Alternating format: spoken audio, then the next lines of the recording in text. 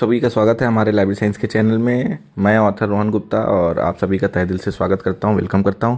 I hope, पहले तो congratulation सभी उन एस्पिरेंट्स को जिन्होंने बड़ी मेहनत करके और ईएमआरएस का फर्स्ट ईयर यानी पहला स्टेज क्लियर कर लिया है। और बहुत बहुत बधाई उन लोगों को भी जो लोग आगे की तैयारी के लिए जुट गए हैं। टीयर 1 करने के बाद बुक के लिए उन्होंने परचेस कर लिया है। लिंक ऑलरेडी गिवन है डिस्क्रिप्शन में। आप सभी को पता है कि लाइब्रेरी साइंस की बुक हमारी लॉन्च हुई है और वो पूरे इंडिया में जितने भी लाइब्रेरी साइंस के एग्ज़ाम्स होते हैं सभी को कंप्लीट कवर करती है। और ऑलरेडी मैंने कई बार अपने वीडियोस में भी बताया है। आइए, टीयर 2 में जो लोग हैं वो लोग जम के तैयारी करें। समय बहुत कम है दोस्तों आप सबके पास, और इससे अच्छा मौका नहीं मिलेगा दोबारा आपको। एक लेवल 7 की अच्छी नौकरी लाइब्रेरियन की, इंफॉर्मेशन आपको देना है। एक इतना अच्छा सोसाइटी डेवलप होगा कि ईएमआरएस में आप लगोगे तो पूरे कंट्री को सर्व करोगे, देश को एक तरीके से। एजुकेशन को बांटना ये बहुत बड़ा जिम्मेदारी और दायित्व होता है। तो दोस्तों हमने पिछले लेक्चर सीरीज़ में काफ़ी फैक्ट्स पे डिस्कस किया था। आइए आज कुछ अलग शुरुआत करते हैं ऑब्जेक्टिव से। तो कुछ ऑब्जेक्टिव क्वेश्चंस जो इम्पोर्टेंट है, हर बार पूछे जाते हैं, रिपीट होते हैं, तो उस पर आज हम लोग चर्चा करते हैं। जैसे कि ये क्वेश्चन है आया था, identify the association that has change its original name, यानी उस संस्था की पहचान करें जिसने अपना मूल नाम बदल दिया है। तो चार ऑप्शन थे, ILA, SLA, LA और ALA। तो आप सभी को पता है इसका ऑप्शन LA होगा, लाइब्रेरी एसोसिएशन, जो कि UK का है। नेक्स्ट क्वेश्चन है, who among the following honoured with Nobel prize for his contribution in documentation, यानी डॉक्यूमेंटेशन के फील्ड में किसको नोबेल प्राइज़ का पुरस्कार मिला है। लाइब्रेरी साइंस के हैं वो, और इसका सही करेक्ट आंसर है हेनरी ला फाउंटेन। इनके साथ एक पॉल आउटलेट भी थे, लेकिन उनको नहीं मिला है, हेनरी ला फाउंटेन को मिला है। नेक्स्ट है, UNESCO assisted model public library India is located, मतलब भारत में यूनेस्को की सहायता से स्थापित मॉडल पब्लिक लाइब्रेरी कौन सी है। आप सभी को पता है, दिल्ली। वो दिल्ली लाइब्रेरी है, दिल्ली में।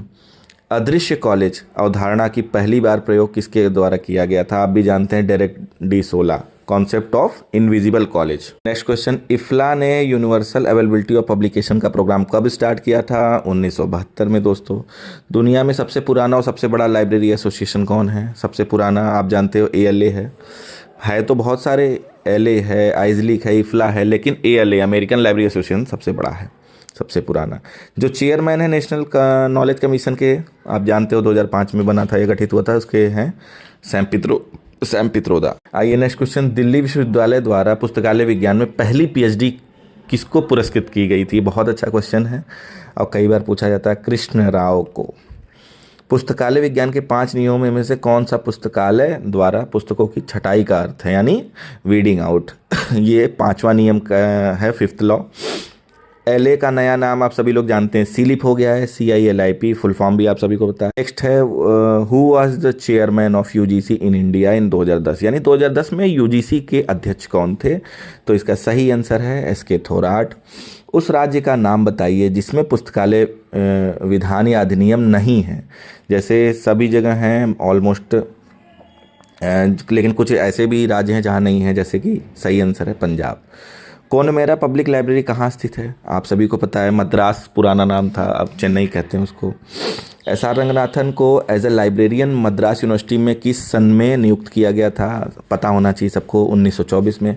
भारत में नेशनल लाइब्रेरी वीक कब बनाया जाता है। नवंबर में, 14 नवंबर से 20 नवंबर तक। Largest university library in the world, यानी विश्व का सबसे बड़ा विश्वविद्यालय पुस्तकालय कौन सा है। बहुत लोग को नहीं पता है, जान लीजिए, Harvard university library USA America में। In which state India first mobile library was started, मतलब आपको भी पता है मोबाइल लाइब्रेरी तमिलनाडु में पहले स्टार्ट हुआ था। और कोठारी कम्युनिकेशन रिपोर्ट जो है, कोठारी कमीशन रिपोर्ट जो है, एम्फेसाइज किस टाइप की लाइब्रेरी करती है, यानी रिपोर्ट किस प्रकार के पुस्तकालय पर जोर देती है। आपको पता होना चाहिए, कॉलेज एंड यूनिवर्सिटी लाइब्रेरी पे। राजा राम मोहन राय लाइब्रेरी फाउंडेशन कब इस्टेब्लिश हुआ था। 1972 में। जैसे कि आप जानते हैं, मैप लाइब्रेरी होती है, रिकॉर्ड लाइब्रेरी होती है, ये किसके अंडर में आती है। जैसे कि पार्लियामेंट्री लाइब्रेरी हो गई, ये एकेडमिक लाइब्रेरी के अंडर में नहीं आती, ये डिस्ट्रिक्ट के भी नहीं आती, ये आती है स्पेशल लाइब्रेरी के अंडर में। सार्वजनिक पुस्तकालय में वासागर वत्तम एक डैश गतिविधि है। कौन सी गतिविधि है? ये है एक्सटेंशन सर्विस है। Sayajirao Gaekwad 3 established which type of library? उन्होंने कौन सी लाइब्रेरी इस्टेब्लिश की थी? Public library. Public library act of, एक मिनट, नेक्स्ट, हाँ इंपॉर्टेंट क्वेश्चन है। Delivery of books and newspaper act कब संशोधित हुआ था? 1956 में। और ये आया कब था? 1954 में। मद्रास पब्लिक लाइब्रेरी एक्ट सबसे पहले कब फोर्स में आया? 1950 में, 1 अप्रैल को। 1948 में लागू किया गया, लेकिन फोर्स में एक्ट लागू कब हुआ? 1950 में। और मैसूर पब्लिक लाइब्रेरी एक्ट 1965 किसका प्रोविज़न है? ये रिमार्केबल प्रोविज़न है ब्लाइंड लोगों के लिए। Model public library in India सभी जानते हैं, Delhi public library. The library for people, of the people and by the people, ये किसका कोट है? पब्लिक लाइब्रेरी का कोट है। पहला librarian national library of India में कौन अपॉइंट हुआ था? आपको पता होना चाहिए, BS केसवन थे। National library of India Kolkata salt lake में उपस्थित है।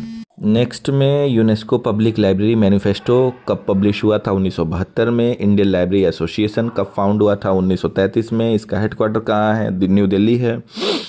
Who use the term library economy for the first time? पहली बार लाइब्रेरी इकोनॉमी का शब्द किसने प्रयोग किया? मेलविल डेवी ने। एक्सटेंशन सर्विस कौन सा लॉ को सेटिस्फाई करता है? थर्ड लॉ को। Indian association special library and information centre यानी आइजलिक का इस्टेब्लिशमेंट कब हुआ था? 3 सितंबर 1955 में। नेटिस प्रोग्राम किसके द्वारा स्टार्ट किया गया था? नेशनल इन्फॉर्मेशन सिस्टम, नेटिस को कहते हैं। ये यूनेस्को द्वारा स्टार्ट किया गया था। एग्रिस कहाँ स्थित है? रोम में। ये एग्रीकल्चर से रिलेटेड है। डेसीडॉक डिफेंस एज साइंटिस्ट को कैटर करता है। इंस्पेक कब फॉर्म हुआ था? ये 1967 में। हेडक्वार्टर ऑफ यूनेस्को कहाँ है? पेरिस, फ्रांस में। निसाद कहाँ लोकेटेड है? दिल्ली में। डेसीडॉक का पेरेंट ऑर्गेनाइजेशन यानी पैतृक संगठन कौन सा है? DRDO है। एग्रिस का प्रायोजक है, स्पॉन्सर कौन है? FAO यानी food and agriculture organisation. Lal committee mainly किसके रिलेटेड थी? एम्बलिप के लिए थी, MLIS के लिए, आप सभी को पता है। जो पेरी कमेटी का रिपोर्ट जो था वो किससे कंसर्न था? एकेडमिक लाइब्रेरी से। डॉक्टर SR रंगनाथन कब बॉर्न हुए थे? 12 अगस्त 1892 में, जिसको लाइब्रेरियन डे भी मनाया जाता है 12 अगस्त को। लाइब्रेरी मूवमेंट के फादर भी यही थे, doctor SR Ranganathan. The model public library bill किसके द्वारा ड्राफ्ट किया गया था? किसके चेयरमैनशिप में? तो ये SR रंगनाथन के।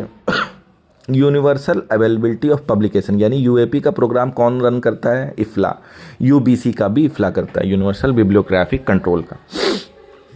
Which is the oldest library association in the world? ALA है। Who is the founder of ILA, Indian library association का फाउंडर कौन था? SR Ranganathan. Madras public library act 1948 में लागू हुआ था, अधिनियमित हुआ था। बुक्स फॉर ऑल यानी सभी के लिए किताबें यानी पुस्तकें, ये सेकंड लॉ का है।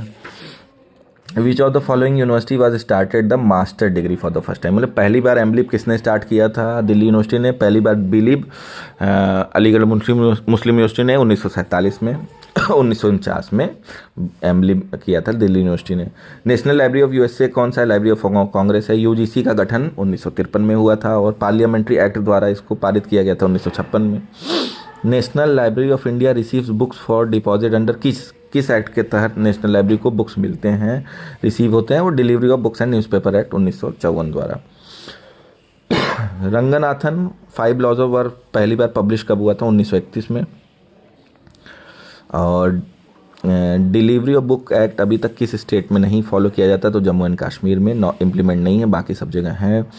Which national agency in India IISN number जो होता है, जो सीरियल्स को हम लोग देते हैं यानी मैगजीन्स को देते हैं, जर्नल्स को देते हैं, वो कौन सी एजेंसी प्रोवाइड करती है इंडिया में? निस्केयर, सबको पता होना चाहिए।